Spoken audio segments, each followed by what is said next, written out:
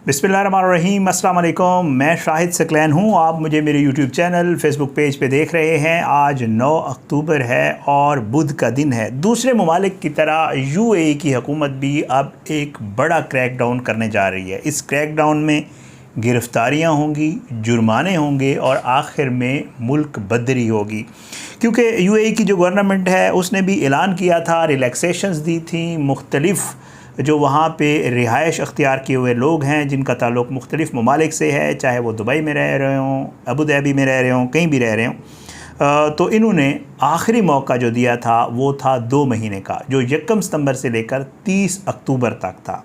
अब ये क्या सहूलियात थी, क्या इन्होंने रियायत दी थी, और अब 1 नवंबर से जो आज बाकायदा तौर पे हुकूमत ने अनाउंस कर दिया है कि वो 1 नवंबर से इसमें कोई तोसी नहीं होगी। 1 नवंबर से जिन लोगों ने इस सहूलत से फ़ायदा नहीं उठाया उनके ख़िलाफ़ क्रैकडाउन होने जा रहा है। ये सब कुछ है क्या सहूलत दी गई थी और अब किन लोगों के ख़िलाफ़ क्रैकडाउन होगा, उसमें ज़ाहिर बात है हमारे मुल्क से भी बहुत सारे लोग ऐसे हैं जो यूएई में रिहाइश पजीर हैं, वहाँ पे अपने रोज़गार के सिलसिले में हैं। क्या कुछ होने जा रहा है, आज की इस वीडियो में ज़रा ये चीज़ें आपके साथ शेयर करेंगे।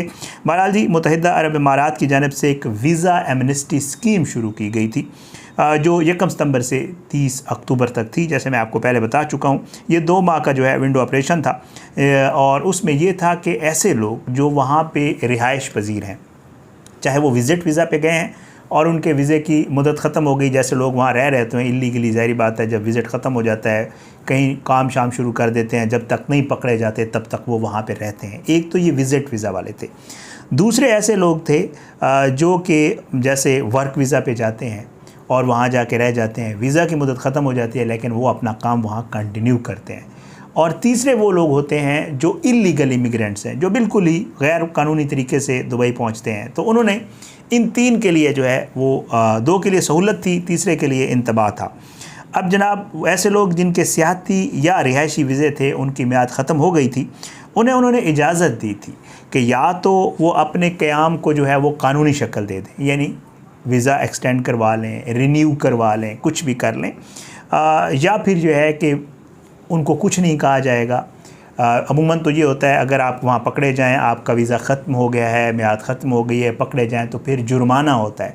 लेकिन उन्होंने एक एमनेस्टी ये दी थी कि या तो रेगुलराइज़ करवा लें, या फिर ये है कि अगर आप वापस जाना चाहते हैं तो आपको कोई जुर्माना नहीं होगा, आपको कोई फ़ीस नहीं भरनी पड़ेगी, आप जस्ट बस अप्लाई करें और जो है वो चले जाएँ यूएई से। ये 2 माह के लिए था, अब भी है, ज़ाहिर बात है ये 30 अक्टूबर तक है। और फिर उन्होंने कहा था कि जी इस चीज़ का इतलाक़ सिर्फ़ इन 2 कैटेगरीज़ पे होता है, और जो तीसरी कैटेगरी है जो गैर कानूनी तारकीन वतन है, जो जाके वहाँ पे इल्लीगली जो है वो रहना शुरू कर देते हैं, और ऐसे लोग जो गैर कानूनी तौर पर यूएई में दाखिल हुए हैं, वो जो है उनके लिए ये बिल्कुल भी ये एमनेस्टी नहीं थी। अच्छा, एक और चीज़ वो ये थी कि जो वहाँ पे जो है रह रहे थे और उनको ये था कि वो वहाँ रहना नहीं चाहते और वो अपने मुल्क जाना चाहते हैं, तो उनको एक और रिलीफ़ भी दिया गया था।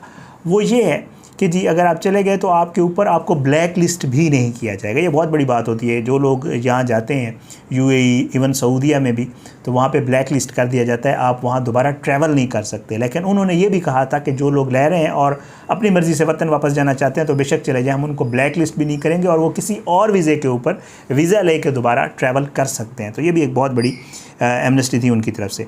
बहरहाल जी, उन्होंने कहा कि जी ये सारी शर्तें हैं, लेकिन इस स्कीम का इतलाक़ जो है उन लोगों पर बिल्कुल नहीं था जो गैर कानूनी तौर पर इस मुल्क में दाखिल हुए थे। अच्छा, हैरानकुन तौर पे जब ये एमनेस्टी दी गई तो पाकिस्तानी शहरियों को जो है वो बाकायदा कौंसल खाने की तरफ से, मैं अब भी देख रहा था, ये जो आपकी वज़ारत ओवरसीज़ पाकिस्तानी की जो मिनिस्ट्री है उनकी वेबसाइट के ऊपर बाकायदा तौर पे अनाउंस करके कहा गया था कि पाकिस्तानी ज़्यादा से ज़्यादा इससे अगर मौके से फ़ायदा उठाना चाहते हैं तो अपनी हैसियत को बाकायदा करवाएं या इज़्ज़त के साथ वतन वापस चले जाएं, और जो है मुमकिन तौर पर मुस्तकबिल में मुनासिब दस्तावेज़ात के साथ जो है वो उनको इजाज़त दी जाए कि वो दोबारा यूएई चले जाएं। और कहा यह गया था कि जो ही इस चीज़ को बाकायदा अनाउंस किया गया तो लोगों ने लाखों दिरहम जो है वो जुर्माने माफ़ करवाना शुरू कर दिए थे, जिसका सिलसिला अब भी जारी है। मैं जैसे आपको पहले बता चुका हूँ, अक्टूबर के एंड तक ये है। अब उसके बाद हुआ क्या?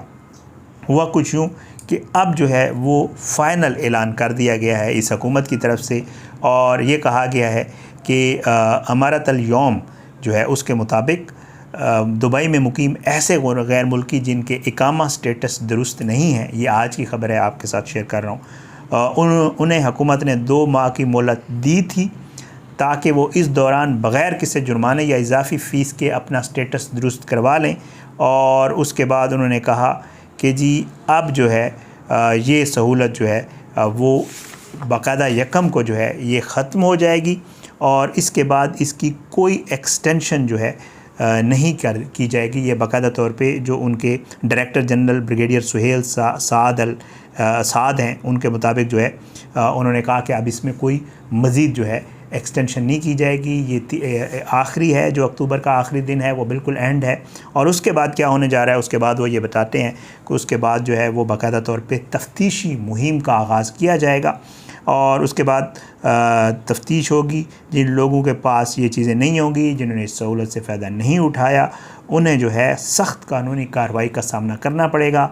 उनके ऊपर जुर्माने किए जाएंगे, उनकी गिरफ़्तारियाँ होंगी, उनको जो है वहाँ पे जो है वो जेल भी हो सकती है और साथ साथ डिपोर्ट भी कर दिया जाएगा उनको। और फिर वो जो मामला जो एक रिलैक्सेशन दी गई थी कि उनको ब्लैक लिस्ट नहीं किया जाएगा, अगर वो पकड़े गए और उन्होंने इस फैसिलिटी से फ़ायदा नहीं उठाया, इस स्कीम से फ़ायदा नहीं उठाया है, तो अब वो ब्लैक लिस्ट भी होंगे और जो है इसमें जुर्माना, मुल्क बदरी और सज़ाएँ, ये सारी चीज़ें शामिल हैं। एक बहुत बड़ी तादाद पाकिस्तान से भी दुबई में और UAE के पूरे जितने भी स्टेट्स हैं उनमें जो है आबाद है, वो वहाँ पे मुख्तलिफ़ काम करते हैं, कुछ लीगल हैं, कुछ इल्लीगल हैं और जो भी मामलात हैं, तो उनके लिए ज़ाहिर वालों के लिए ये ख़बर उनको पता थी। और अब ये जो ख़बर आई है ये बिल्कुल क्योंकि बाज़ लोग ये एक्सपेक्ट कर रहे होते हैं, हम जैसे पाकिस्तानियों की आदत है, हम कोशिश करते हैं कि उम्मीद हमें यही होती है कि इंशाअल्लाह ये जो चीज़ ऐलान किया गया इसमें एक्सटेंशन ज़रूर होगी।